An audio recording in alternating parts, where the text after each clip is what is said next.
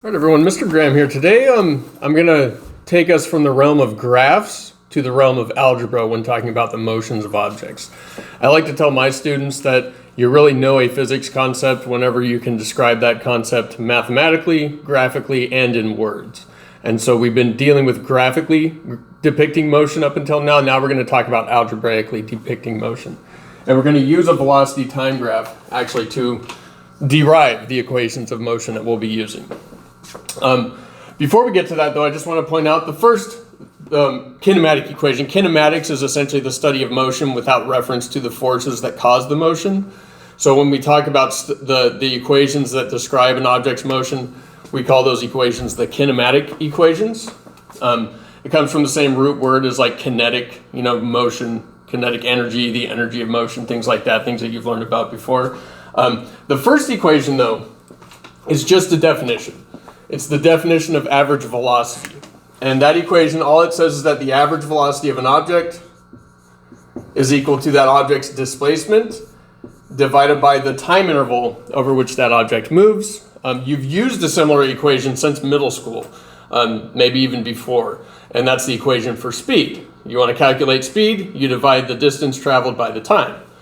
Here in physics, we're more interested with the vectors than we are with the scalars, and so we're more interested usually in the velocity and not just the speed. And so the average velocity is the displacement. And the symbol that we use, as I talked about in the previous video, the symbol we use for displacement is delta D. And delta T just represents the time interval. Remember, delta anything is just the final thing minus the initial thing. And so when you see delta T, that just represents the time interval over which the object moved. And usually, not always, but usually, the initial time is just 0. When you hit a stopwatch, the initial time is 0 seconds. And then we just measure time after that. So usually delta T is just the time interval over which the object moves. So this equation is essentially just how you calculate the average velocity. It might not be the instantaneous velocity that the object has at the same time. If you drive 60 miles, 120 miles, let's say you drive 120 miles and it takes you 2 hours to do it. Well, you divide 120 miles by 2 hours and you get 60 miles an hour. That 60 miles per hour, though, is your average velocity because you probably did not drive 60 miles per hour the entire time. Okay, so just keep that in mind. This is average velocity. That's where the AVG comes in. So that's kinematic equation number 1. If you want to calculate the average velocity, you just use displacement over the time interval. Okay. Let's actually look at the second kinematic equation, though. I'll write it up here on the top, and I'll show you where it comes from. This is the acceleration is the final velocity minus the initial velocity divided by the time interval. We can say that this is the definition of acceleration, because notice we have v final minus v initial. This is how it's written on your formula sheet, but you should understand that final minus initial, well, v final minus v initial is just delta v. But on our equation sheet, we use the STAR physics equation sheet for on-level and pre-AP physics. It's written like this. So you could say that the acceleration is just defined as the change in velocity over time. And that works, that's fine. But we can also derive that equation from this graph, from the graph of an object that is traveling under uniformly accelerated motion. This is a velocity time graph. The graph is sloping up and to the right, so we most definitely have a positive acceleration here. So let's actually derive that equation. Let's label some stuff on my graph here. Let's say we start at some initial velocity, vi. So we're not starting with 0 velocity, we're starting with some initial velocity. This is like a rolling start for a NASCAR race or something like that. And let's say we're going to let the object travel for some time interval, and so our final time will be here. It doesn't matter what it is, and we'll just assume our initial time is 0 for now, so we can start our study of the motion at time t equals 0 when we start our stopwatch. So after we've traveled that certain amount of time, I will have some final velocity, v final. Okay, and we should know at this point that the acceleration is the slope on a velocity versus time graph. So on a velocity versus time graph, the slope is literally the acceleration. And then if we go back to what we learned in our math class, this is a line, so we have the general equation for a line, slope-intercept form, y equals mx plus b.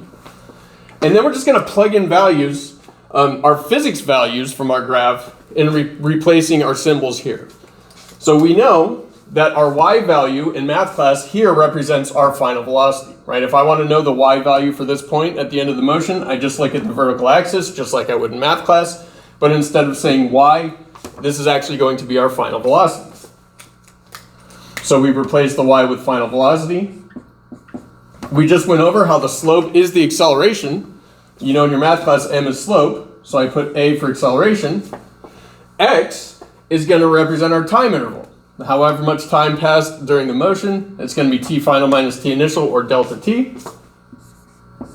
And then rb is the y-intercept, right? Our y-intercept here is our initial velocity vi.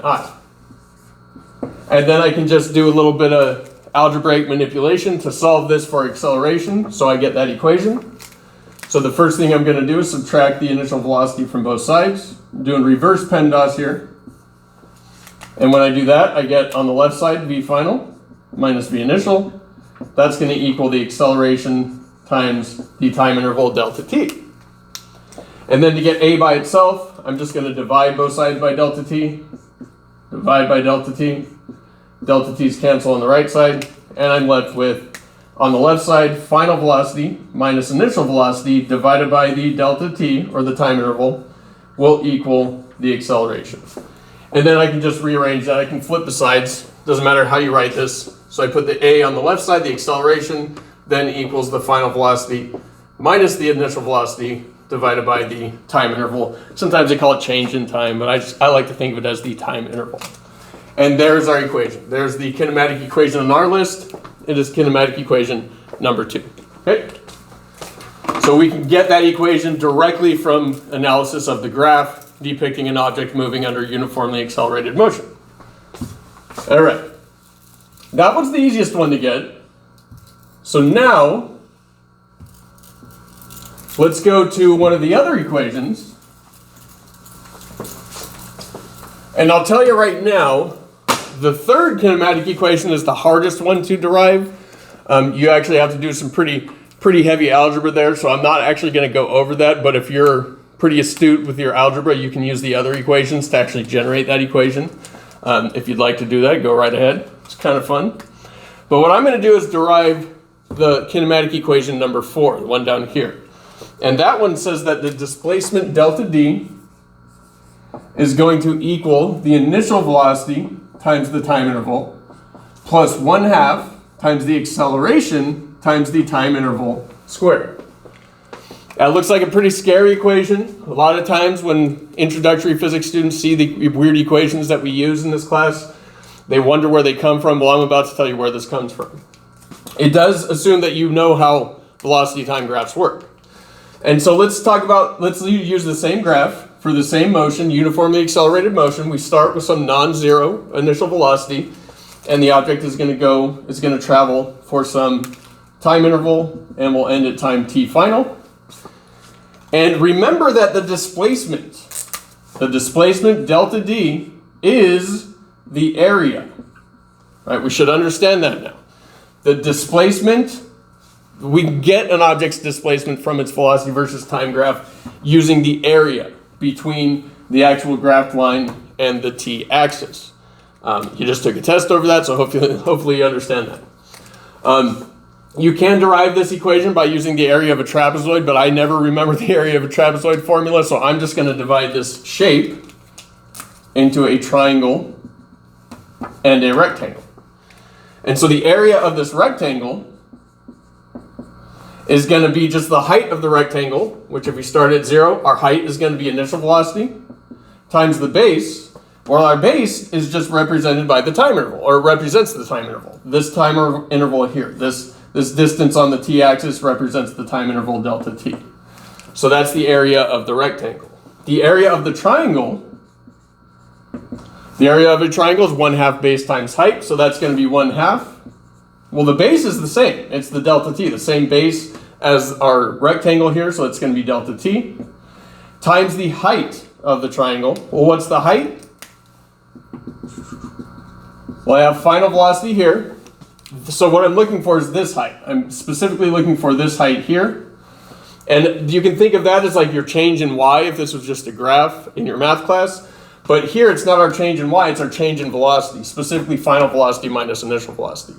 If I take this value and I subtract this value, then I get this length here. And so that value will actually be final velocity minus initial velocity. So v final minus v initial. Okay. And if I add these two areas, then I get the total displacement delta d. So let's go ahead and do that. So my delta d, remember this is the equation we're going for. This is the one we're trying to derive. So my displacement delta d is our total area here. And so it's going to be the area of the rectangle, which is initial velocity times the time interval, plus the area of our triangle. So it's plus 1/2 times the delta t times v final minus v initial. Well, those don't match, do they? No, of course they don't.